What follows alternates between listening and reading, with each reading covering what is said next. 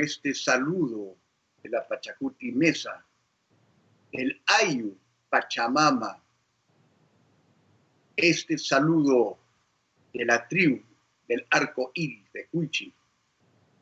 Bienvenida, mi gran hermana Nancy Beck.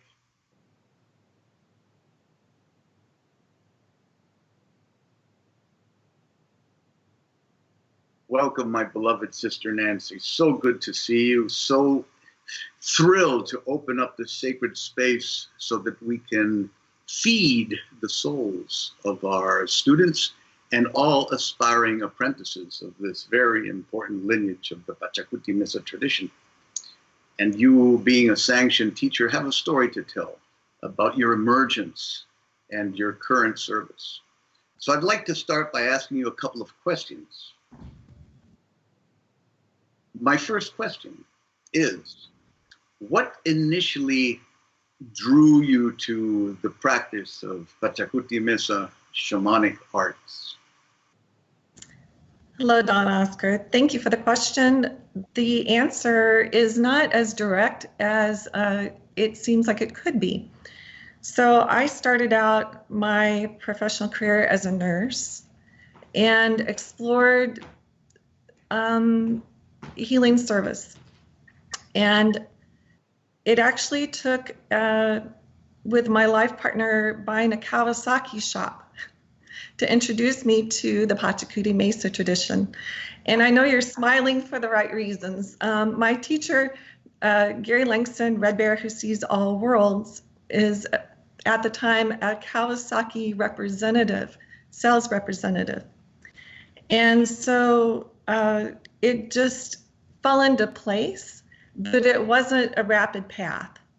I'd been studying hypnotherapy and past life regressions and between life regressions, and that started some conversations with Red Bear. And then it fell into place that he was offering a circle, he and his beloved Carol, and invited me and also my partner to join into the PMT hoop. And many things were happening simultaneously. You had an event in Kansas City. It was a trilogy of events that happened a year apart. And so I started the PMT teaching, I started the priestess process with Carol, and I also went to your event and completed all those processes. And interestingly, I still didn't know what to do with my mesa. And but I knew it was powerful and that I wanted to work with it, but I didn't know what to do with it. And about a year later, I had a shamanic dream. And I'm laying in my bed, and a tree comes flowing in through my bedroom window, and it has a little canary on it. And so I reach out, the canary jumps on my fingers, and as I'm looking at it, it bites me on the nose. And I thought, oh my goodness. And when that happened in my dream, I went and talked to my partner about the dream. So I awakened from my dream and went and talked to my partner. And I explained the dream and said, we are to have a community here locally. And I contacted Red Bear, and he said he would love to help me build a community. And so he came into the Ashland area, which is central Missouri, and taught a year-long series and asked me to be his auxilio. And I had no idea what it would mean to be Red Bear's auxilio. And during the process, I learned so much about the mesa and how I can utilize the mesa to be of service. And that's my real calling, to be of service. And it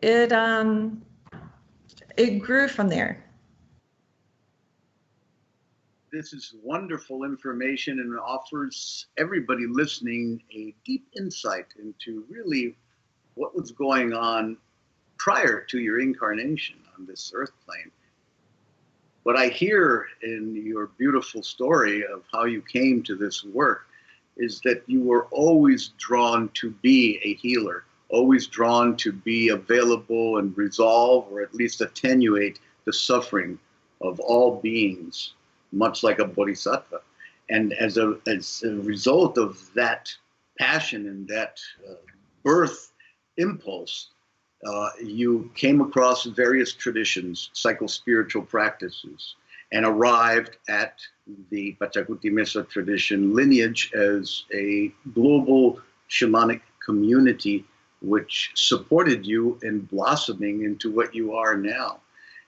And you paid attention to your dreams, which is very important when it comes to our shamanic guidance.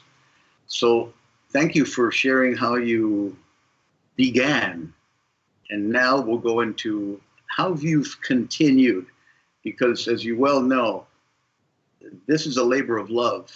And through our service, we become transformed, we evolve, we change. So my other question for you is, in what significant manner have you evolved, transformed, changed as a person as a result of being a Pachacuti-Mesa sanctioned teacher? In your teachings, what comes to heart for me is that the way we change the world is by healing ourselves. And so I'm on a constant path of spiritual growth, death, and rebirth. And it turns out I've always been on this path and may not have recognized it early on. And always looking how to be authentic and see the world from a broader spectrum. So also being of service to a community now, instead of only being a service to a smaller microcosm. And being a service to the family, being a service as a nurse, expanding it into a global heart sharing vibrational source. I don't know if I'm making sense here. So how to carry the medicine forward at the highest scale that I can bring it forward, through community link-ups, through personal opening up my mesa and the prayers, through personal travel to learn how spirit interacts with me. I love going out into, currently I've been traveling to, Take your time, no problem. To Navajo Nation and working with the energies of Navajo Nation. There's a special energy there that has brought me to a whole new understanding of how the unseen world works and how to be a better listener to the unseen world. Wonderful. The theme underlying your response to this question is all about infinite sensitivity to both the seen and unseen forces at play that are supporting you having heeded the call to show up and offer your light into the world. And it's through your sensitivity to what is going on, not only around you, but in the more refined, subtle energy realms that our shamanic work imposes upon us sometimes, that you are able to guide your life and find places of power so that you can continue the evolution of your soul's passion, which is to be a sanctioned teacher of this lineage. And I love you for it, and I thank you for it, and may it continue on this earth plane and beyond. Are there any final words you'd like to share? Yes, there's something that was very powerful that happened. I was gifted a medicine piece from Red Bear, who sees all worlds, Banco, and I'll show this to everyone. It is this beautiful lion, and what's interesting about it is when I was in elementary school, probably about second grade, I had created a lion. And so the details are almost identical for a person in the second grade, the color, the size, the shape. And so what it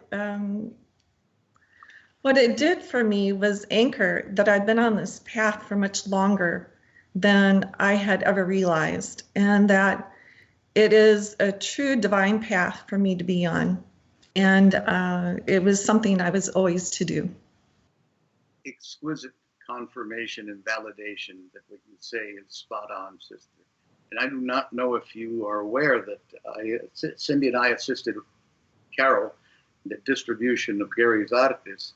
And that arte that I selected for you is the first arte I ever gifted Gary himself. Is that right?